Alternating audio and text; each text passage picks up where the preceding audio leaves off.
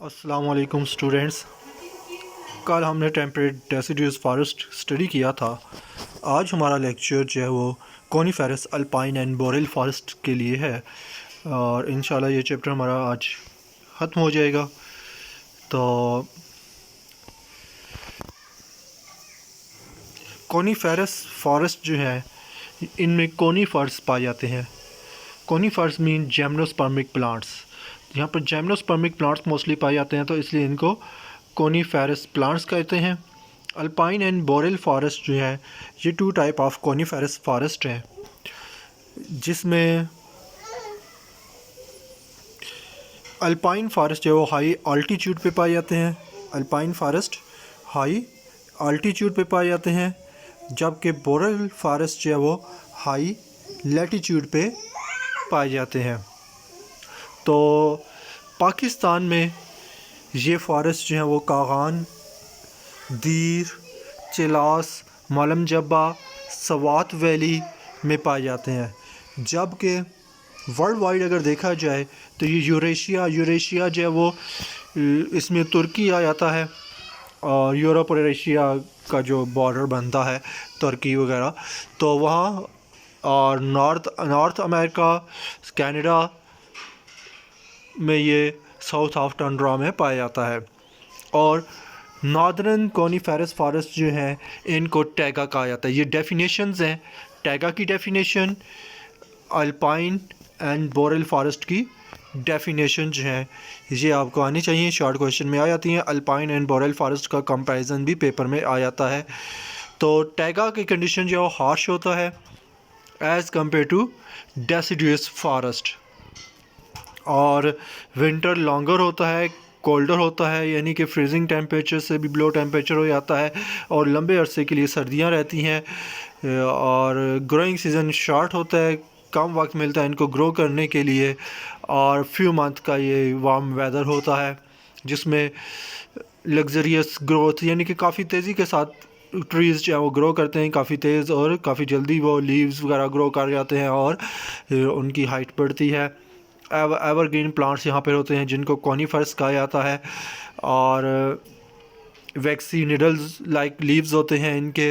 इस तरह इनका लीव सरफेस एरिया रिड्यूस हो जाता है, तो ये स्नोफॉल से इनको प्रोटेक्ट करते हैं।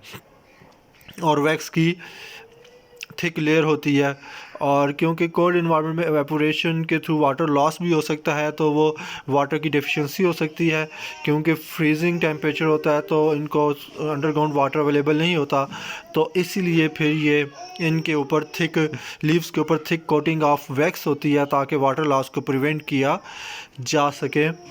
और इनके लीव्स जो through out the year present रहते हैं। और ये तो इसका जनरल हो गया।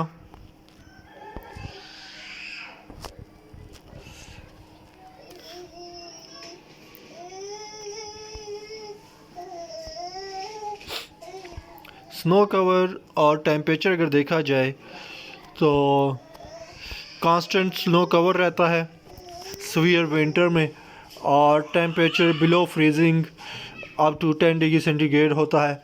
और एनिमल और प्लांट लाइफ अगर देखी जाए तो यहाँ पर हार्श क्लाइमेट होता है, जिसकी वजह से एनिमल और प्लांट लाइफ यहाँ पर कम ही देखने में आती है, यानी कि कम ही एनिमल और प्लांट्स यहाँ पर प्रेजेंट होते हैं। लेकिन जो प्रेजेंट है उनमें लार्ज मैमल्स में बिसन्स हैं, बिसन्स वुल्व्स को कहते हैं, सॉरी बेसन जो है वो ऑक्स बैल होता है, जंगली भैंसा, और वुल्व्स हैं, black bear, deer, Marco Polo sheep.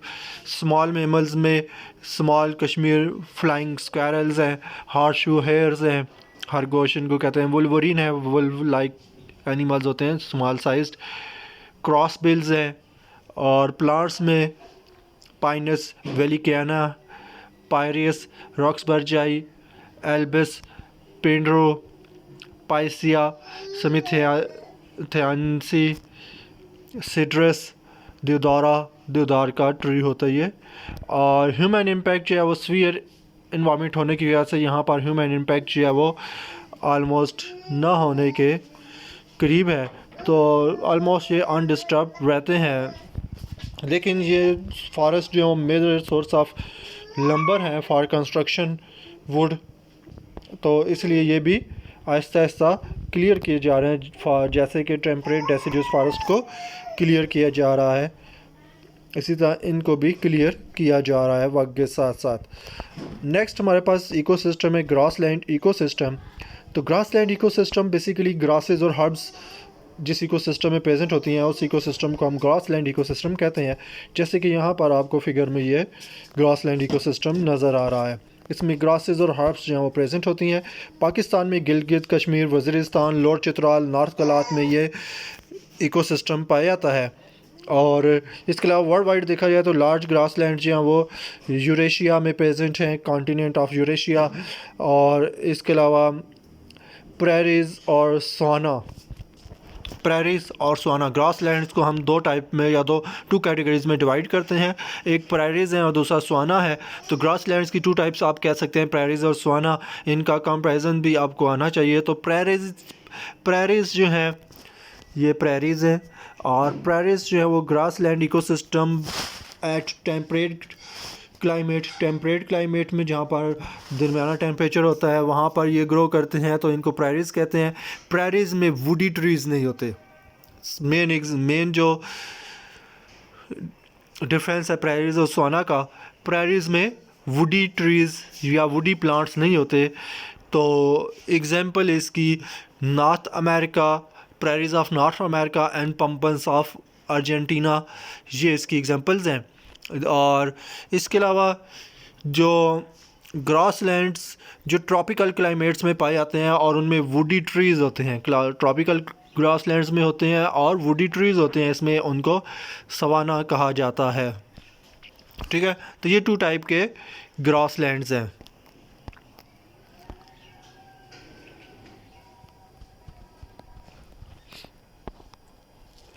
Grasslands में रेनफॉल अगर देखी जाए तो ग्रासलैंड में रेनफॉल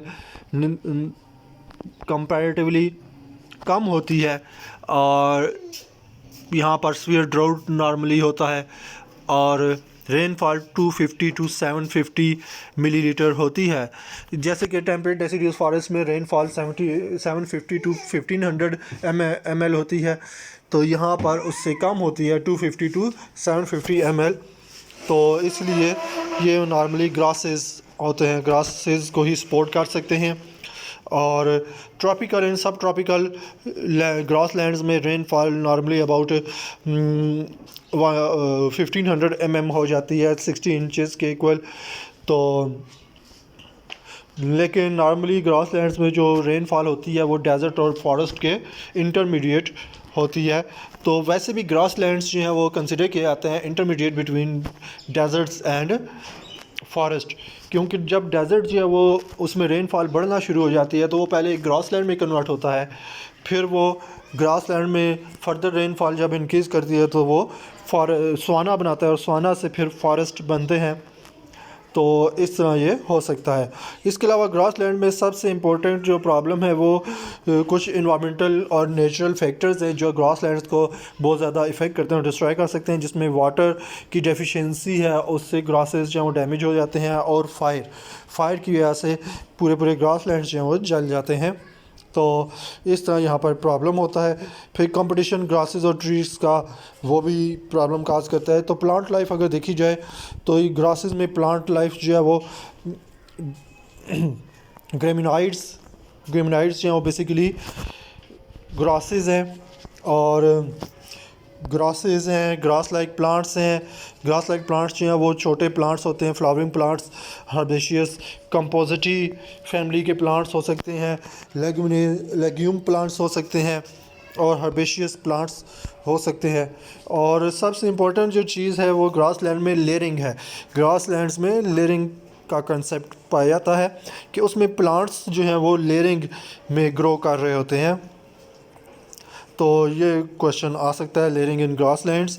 तो ये बेसिकली टॉल ग्रासेस 3 लेयर्स होती हैं ग्रासेस की। एक टॉल ग्रासेस की लेयर्स होती है जिसमें एंड्रोपोगॉन और पेनिकम हो सकते हैं, ये फर्स्ट लेयर फॉर्म करते हैं, ये टॉल होते हैं। मिड हाइट ग्रासेस हो सकते हैं,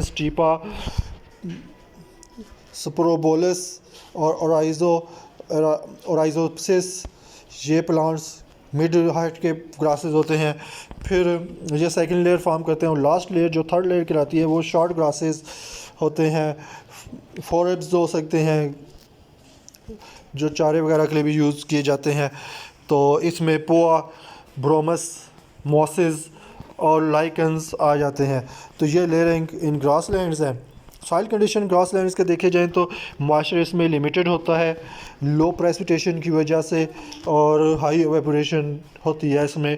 तो अपर लेयर जो है वो उसमें कुछ मॉइस्चर होता है, डीपर लेयर जो है वो कॉन्स्टेंटली ड्राई होती चली जाती हैं और इम्परमिएबल सॉइल होता है, यानी कि वाटर की परमिएबिलिटी ज़्यादा नहीं होती। एक्सेसिव सैलिनिटी होती है। सैलिनिटी एक्सेसिव होना मतलब कि वहाँ पर साल्ट्स ज़्यादा होते हैं। एनिमल स्पीशीज़ जो है वो मोस्टली, क्योंकि ग्रासेस यहाँ पर होते हैं तो मोस्टली हर्बीवोर्स एनिमल जो है वो ज़्यादा यहाँ पर प्रेजेंट होते हैं।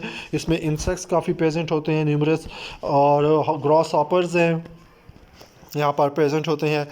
और प्लांट्स फोलिएज के ऊपर, ये लीव्स के ऊपर, प्लांट फोलिएज मीन लीव्स के ऊपर ये फीड करते हैं और ये एक दूसरे के साथ कम्पीट करते हैं। प्रीडेटर्स में रेप्टाइल्स, एम्फीबियंस हैं और मेमल्स हैं। और for example lizards, toads, turtles, ये इंसेक्ट्स के ऊपर फीड करते हैं। फॉक्स, वुल्व्स, ये मेमल्स होते हैं इसमें कॉमन। और डीकम्पोजर में bacteria, एक्टिनोमाइसीट्स, fungi, mould, yeast, mushrooms, bracket fungi वगैरह हो सकते हैं। लार्ज हर्बीवोर्स में मेमल्स, ज़ेब्रा, वाइल्ड हॉर्सेस, बिसन्स, ये इम्पोर्टेंट एनिमल्स हैं। प्रोडक्टिविटी ग्रासलैंड की अगर देखी जाए तो ग्रासलैंड की प्राइमरी प्रोडक्टिविटी जो है ये इसका रेट टेम्परेट ग्रासलैंड में 700 to 1500 ग्राम पर मीटर स्क्वायर एनुअली हो सकता है। और सब ह्यूमिड ट्रॉपिकल ग्रासलैंड्स में 4000 ग्राम्स पर मीटर स्क्वायर हो जाता है, इंक्रीज हो जाता है एनुअली। ग्रासलैंड्स जो हैं वो लार्ज ग्रेजिंग एनिमल्स जो हैं वो कंज्यूम कर जाते हैं। 5 to 10% ग्रासलैंड्स को ग्रेजिंग एनिमल्स कंज्यूम करते हैं टोटल जितना हार्वेज प्रोड्यूस हुआ होता है। इनवर्टिब्रेट्स में रोडेंट्स और बर्ड्स जो हैं ये भी कंज्यूमर होते हैं, ये भी इक्वल अमाउंट ऑफ ग्रासलैंड्स को कंज्यूम करते हैं। तो ऑलमोस्ट 20% ग्रासलैंड्स की जो प्रोडक्शन है वो एनिमल्स कंज्यूम कर जाते हैं, बाकी 80% बच जाती है। ह्यूमन इम्पैक्ट देखा जाए तो ह्यूमन इम्पैक्ट जो यहाँ पर बहुत ज़्यादा है, क्योंकि ह्यूमन्स जो हैं वो ग्रासलैंड्स को कन्वर्ट कर रहे हैं क्रॉप लैंड्स में क्रॉप प्रोडक्शन के लिए, क्योंकि ये काफ़ी ज़्यादा इम्पोर्टेंट है। इसमें जो हमारे सीरियल प्लांट्स हैं, हमारे जो अजनास वगैरह हैं, तो वो भी ऑलमोस्ट ग्रासेस ही हैं। तो इसलिए वो यहाँ पर इजीली ग्रो किए जा सकते हैं, उनको मेंटेन किया जा सकता है। तो इसलिए ग्रासलैंड्स को ख़त्म करके क्रॉप लैंड्स प्रोड्यूस किए जा सकते हैं। यहाँ पर हाउसिंग सोसाइटीज़ बनाई जा रही हैं, और इसके अलावा फार्म्स, लाइफ स्टॉक की मैनेजमेंट के लिए farms, dairy farms, fish farms वगैरह जो हैं वो बनाए जा रहे हैं, जिसकी वजह से ये आहिस्ता आहिस्ता ख़त्म किए जा रहे हैं। फिर क्रॉप्स वगैरह को ग्रो करने की वजह से एसिडिक क्लाइमेट हो जाता है, सॉइल इरोजन और सैलिनिटी की वजह से ये डैमेज हो रहे हैं। ग्रेजिंग एनिमल्स जो हैं वो भी इसको डैमेज कर रहे हैं ओवर ग्रेजिंग के थ्रू, और इससे डेजर्टिफिकेशन काज हो रही है, हो रही है। तो हमारा लास्ट जो इकोसिस्टम है वो डेज़र्ट इकोसिस्टम है। पाकिस्तान में डेज़र्ट इकोसिस्टम वेस्टर्न पंजाब में मियाँ वाली और बखर में है, जो कि थल है। सिंध में जो डेज़र्ट इकोसिस्टम है वो थर है, और चोलिस्तान फिर बनता है।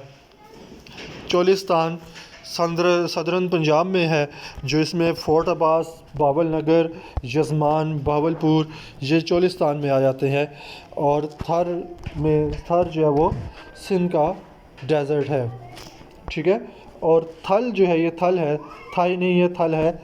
ये वेस्टर्न पंजाब में है, जो कि मियाँ वाली और बखर में है।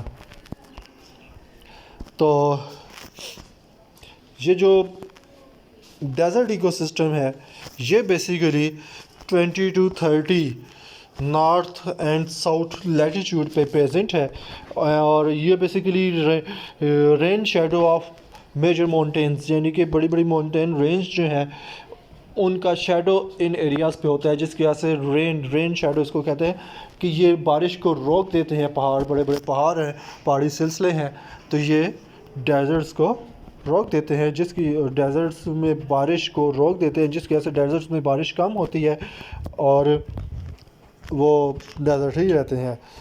तो यहाँ पे सबसे बड़ा डेजर्ट जो है वो सहारा है, चिली है। ये डेजर्ट जो है वो बड़े डेजर्ट्स में आ जाते हैं जिसमें नो वेजिटेशन एट ऑल होगी।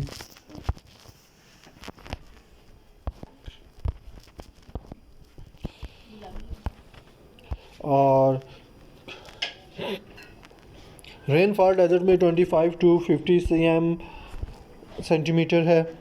और प्लांट्स जो हैं वो मोस्टली वो प्लांट्स होंगे जो वाटर को कंजर्व करेंगे और वाटर लॉस को रोकेंगे। वाटर स्टोरेज ऑर्गन्स उनमें होंगे जिनकी रूट्स शैलो होंगी। इसमें कैक्टस और बुशेस आ सकती हैं, जड़ी झाड़ियाँ वगैरह जो होती हैं, पीरियड प्लांट्स जो हर साल में अपनी लाइफ साइकिल कंप्लीट करते हैं। तो वाटर प्रूफ वैक्सी कोटिंग होती है इनके एवेपोरेशन और ट्रांसपरेशन को प्रिवेंट करने के लिए, क्योंकि यहाँ पर वाटर बहुत ज़्यादा कीमती होता है, प्रीशियस होता है। तो इनके लीव्स और स्टेम जो है वो काफ़ी थिक होते हैं, जिसकी वजह से वाटर लॉस नहीं होता।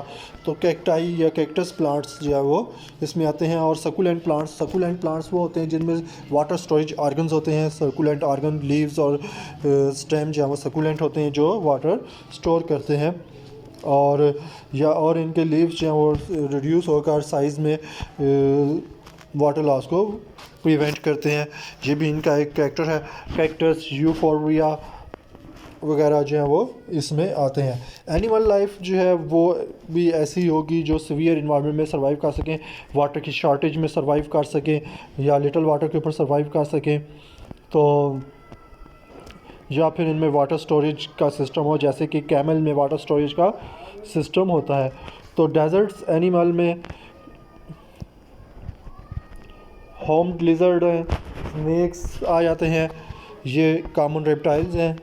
और इसके अलावा मेमल्स में अगर देखा जाए तो कैंगरू है, रैट है, कैंगरू रैट। बर्ड्स में ब्रोइंग आउल है, आउल जो ज़मीन में बरो करके रहता है। तो small animals little drinking of water या without drinking water at all, उसमें वो सर्वाइव करते हैं। तो इसमें different animal different adaptations adopt करते हैं वहाँ पर सर्वाइव करने के लिए। बिग हॉर्न शीप आ जाती है, कैमल आ जाते हैं। ये जो है वो परमानेंट वाटर होल्स के ऊपर डिपेंड करते हैं। ड्राई इन्वायरमेंट में वाटर होल्स के अंदर वाटर स्टोर हुआ होता है, तो वहाँ से ये वाटर यूज़ करते हैं। ह्यूमन इम्पैक्ट, डेजर्टिफिकेशन का प्रोसेस ह्यूमन इम्पैक्ट की वजह से ही मोस्टली होता है, जिसमें ग्रास लैंड्स और फॉरेस्ट वगैरह जो हैं वो डेजर्ट्स में कन्वर्ट हो जाते हैं। तो ह्यूमन एक्टिविटीज़ जो हैं वो हमारे बायोम्स को जो है वो तेज़ी के साथ रिड्यूस करती जा रही हैं और वो डेजर्ट्स को स्प्रेड करती जा रही है। सहाल जो डेजर्ट है ये ह्यूमन एक्टिविटी की एक बेस्ट एग्जांपल है। साल डेजर्ट बेसिकली साउथ अफ्रीका का जो डेजर्ट है उसको साल डेजर्ट कहते हैं। सहारा डेजर्ट जो है ये नॉर्थ अफ्रीका का ये डेजर्ट है। तो जबकि ये सदर्न, हाँ ठीक है, साउथ अफ्रीका में ये सहाल डेजर्ट है। ये बेसिकली साउथ अफ्रीका में बहुत ज़्यादा जब पॉपुलेशन एक्सपोजन हुआ तो उसकी वजह से सोसाइटीज़ बनाने के लिए, इंडस्ट्रीज़ बनाने के लिए और क्रॉप की प्रोडक्शन के लिए फॉरेस्ट को कट किया गया, तो उससे वो आहिस्ता आहिस्ता डेजर्ट में कन्वर्ट होते चले गए। तो ये सहाल डेजर्ट उससे बना। 25 ईयर्स से वहाँ पर रेनफॉल जो है बिलो एवरेज रेनफॉल है और ये ह्यूमन पॉपुलेशन के तेज़ी के साथ बढ़ने की वजह से सब प्रॉब्लम्स हुए।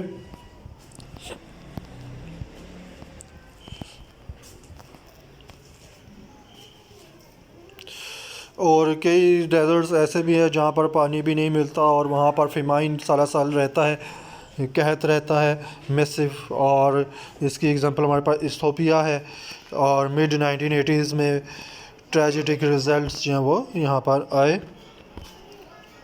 तो टुंड्रा आपके स्मार्ट स्पेस सिलेबस में नहीं है। तो इस तरह आपका ये चैप्टर जो है वो कंप्लीट हुआ। ओके स्टूडेंट्स, थैंक यू, अल्लाह हाफिज़।